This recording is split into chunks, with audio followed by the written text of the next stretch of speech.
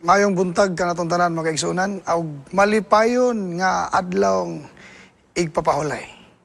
Niyata karon sa ato nga promosyon sa Sabbath School, malipay ko nga nasakpan ko dinhi nga wa ko nakaikyas nga natagaan ko og bahin aron ko makatubang ninyo.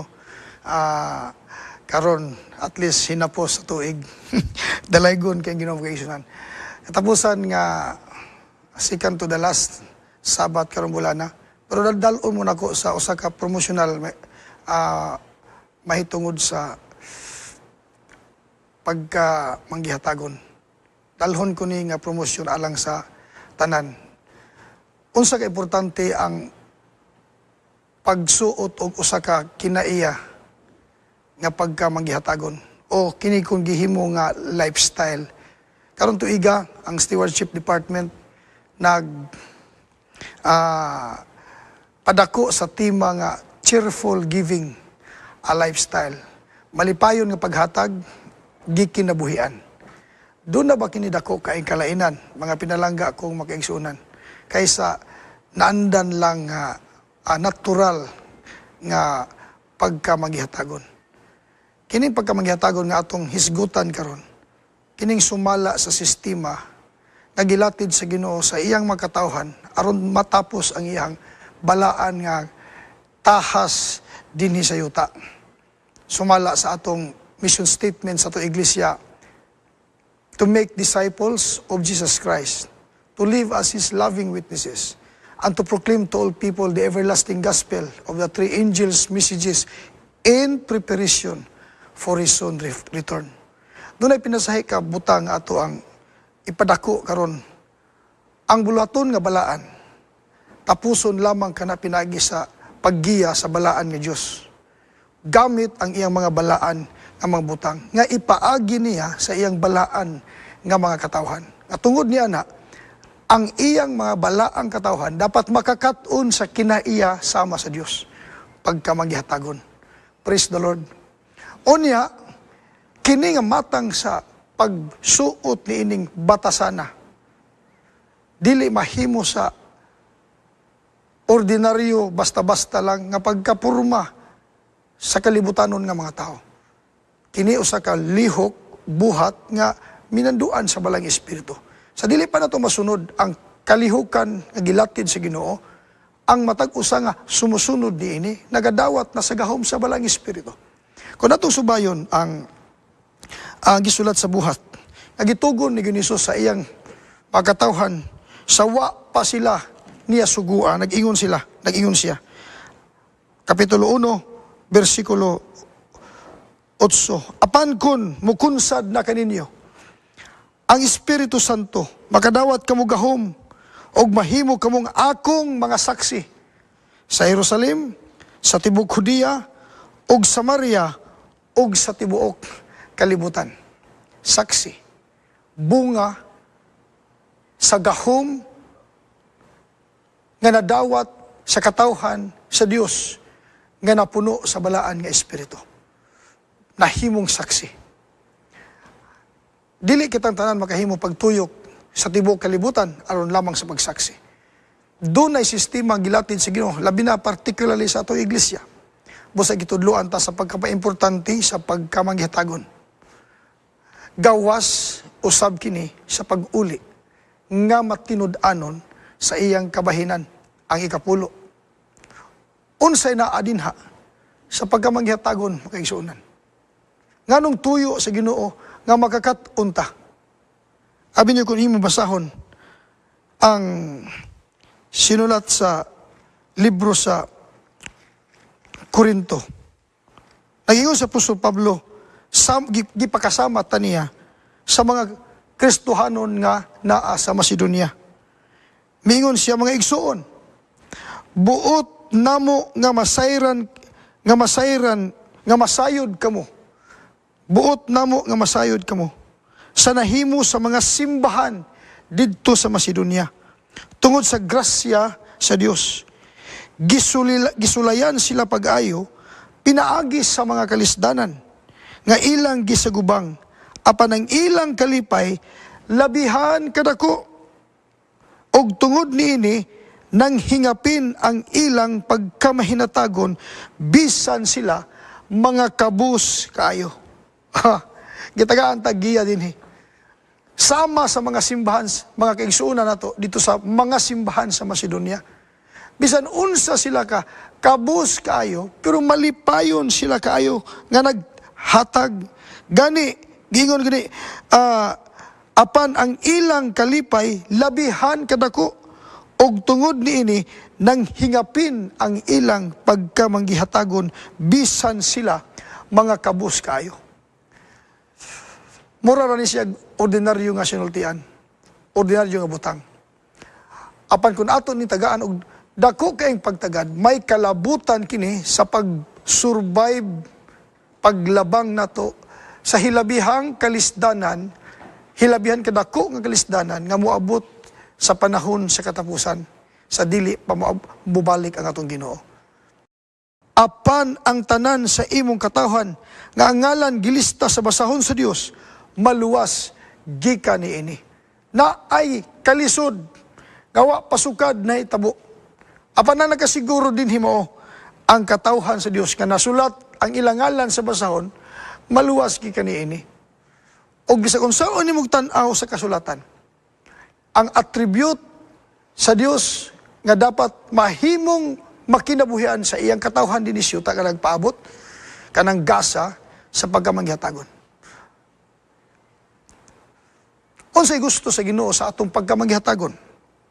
Giingnan ta mag-igsunan sa kapitulo 9, versikulo 7. Busa, kinahanglan maghatag ang matag usa sumala sa iyang gusto, ug dili masubo o maghunahuna nga gipugo siya. Kay ang Dios nahigugma sa malipayong naghatag. Ang gusto sa Ginoo nga mahimo kang malipayong maghatag.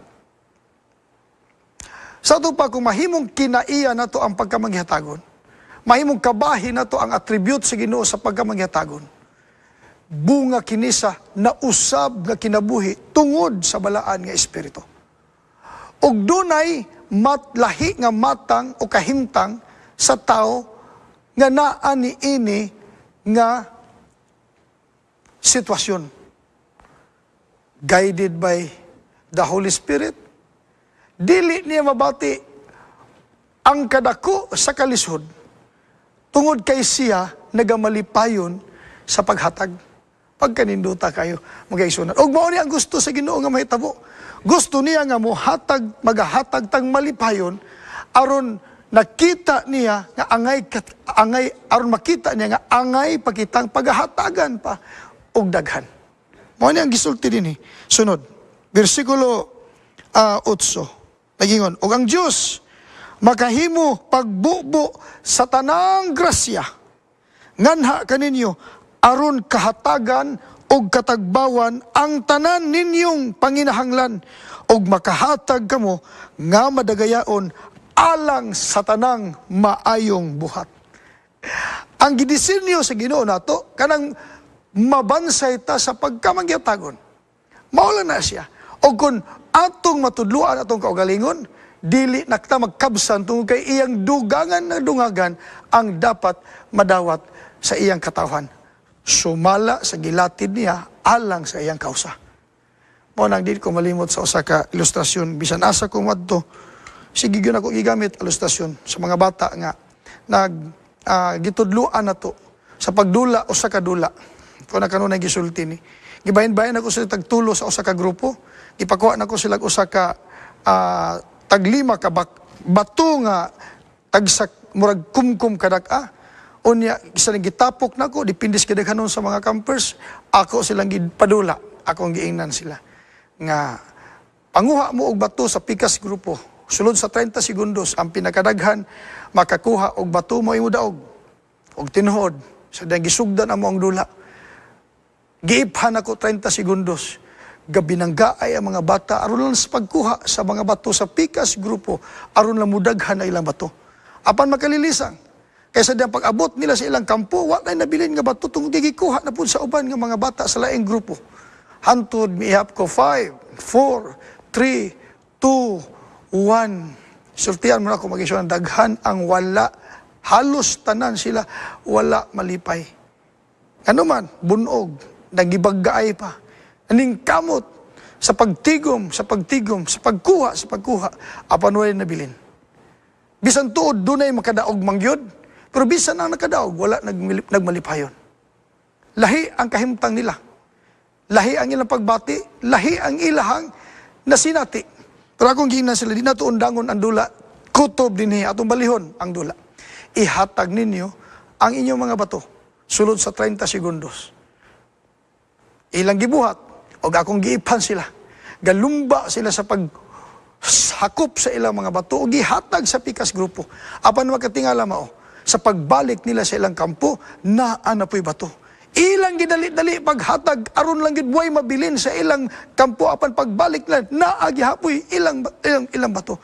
Amang kaigsunan, hantod gihap na ko sila, 5, 4, 3, 2, 1. Ila na lang giit sa pikas ka kampo, aron way mabilin, apan miit sa pudang uban. Pagkahuman sa dula, silang tanan nagmalipayon. Silang tanan makita nimo ang kalipay nila tungod kay bisan unsa nilag hatag na amagi mabilin. Gitawag kinilangit nun nga prinsipyo. Ang pagkamaghatagon. Ang prinsipyo sa kalibutan mao ang pagkuha. Gitudlo sa atong Ginoo ang pagkamaghatagon. Tungod kay pinaagi lamang niini atong mabansay, atong kaugalingon nga mahisama kaniyang atong sumbanan. Dili ni mahimo sa usa ka tawo, apan mahimo kini sa nagdawat sa balaan nga espiritu. Ug mao kini ang mahitabo, sumala sa sinulat ni Mrs. White. Ako pagabasahon magigsunan. Sa diha nga ang mga kasing-kasing sa mga tao nahumok pinaagi sa presensya sa Espiritu sa Dios. Sila labing dali makadawat sa impresyon sa Espiritu Santo. Og ang mga desisyon pagahimuon sa pagsalikway sa kaugalingon og sa pagsakripisyo alang sa buluhaton sa Dios. Sa diya lang nga ang Diyos nung kahayag mudanag sa lawak sa hunahuna, uban sa talagsaon nga katinaw o gahom, nga ang mga pagbati sa natural nga tao madaog, nga ang pagkahakog mawad-an sa iyang gahom sa kasing-kasing, o nga ang mga handom mapukaw sa pag-awat sa sumbanan si Jesucristo, sa pagbatasan, sa pagsalikway, sa kaugalingon, o sa pagka-maluluyon. Praise the Lord, mga kaigsunan. Buhat gayud di ay kinis balang espiritu. Og samtang ato kining nakatunan, sulod sa sistema sa atong iglesia, pinaagi sa mga ikapulo og mga halad, nga usa ka gidisenyo sa Ginoo aron mabansay ta. Sa pagkinabuhi niini, atong naduyugan ang iyang balaang kausa, dili pud undangon niya ang ihang pagdugang niini ngan hinato kay nakita niya nga pwede tang agian sa iyang mga resources alang sa pagtapos sa iyang balaan nga bulhaton. Praise the Lord, mga kaigsunan. Abi niyo ang pinakadako niini nga kasinatian mahitabo sa mga magsunod. Mauni siyang gisulti sa Council on Stewardship, page 15. God planned the system of benevolence in order that men might become like His Creator, benevolent and unselfish in character. And finally, be a partaker with Christ of the eternal glorious reward. Praise the Lord, mga kaigsunan. Dunay daghan akong gipanglitok karon dinhi nga pwede na to ibalo ninyo na ang mga kabus kaayo nga mga Macedonian apan malipayon kay sila naghatag, namugos pa gani silang muhatag aron lang makatabang, nahimo nilang kalipay. Og ang nakanindot, mga kaigsunan, wala sila nakulangi bisan sa ilang kakabus. O na nakanindot ha. O gihagit ta karon sa pagtapos ning mubo na to nga promosyon. Gipanawagan ni Apostol Pablo alang kanato sa 1 Timoteo 6 bersikulo 18. Sulti sila sa pagbuhat og maayo og sa pagpadato diha sa maayong binuhatan, sa pagkamahinatagon og sa pagtabang sa uban. Niining paagiha, makatigom sila og bahandi nga mahimo nilang lig-on nga sukaranan alang sa umabot ug maangkon unya nila ang kinabuhing tinuod. Palikon ako sa pagsulti. ang atong stewardship department sa South Philippines nagpadako niining pagsunod sa sistema sa pagkamangyatagon nga gilatid sa atong iglesia aron masuportaran ang aron nga tungod niining pagsunod atong nasuportaran usab sa laing bahin ang kausa sa Dios both locally and globally. Og pinaagi niini mga kaigsuonan, nalig-on usab kitang nagbansay niini nagmalipayon. Makalabang tas tanang kalisdanan niini katapusan tungod kay ang naagian ni Hesus maagian usab nato. Kung unsa yang gibuhat, ato usab siyang naawat. Pinaagi niini kung nagkabalik man siya sa langit o mubalik pag-usap aron pagkuha sa mga katawhan, doon na si katawhan pagkabalikan. Katong nag-awat kaniya o nag-awat kaniya nga nagmanggihatagon sama nga gihatag niya ang kaugalingon alang kanato o magpaabot siyang pagbalik aron sama niya makigkauban kita niya diya sa gingarian giandam sa mga nagsunod kaniya. Dalaygon ang Dios og happy Sabbath kanatong tanan.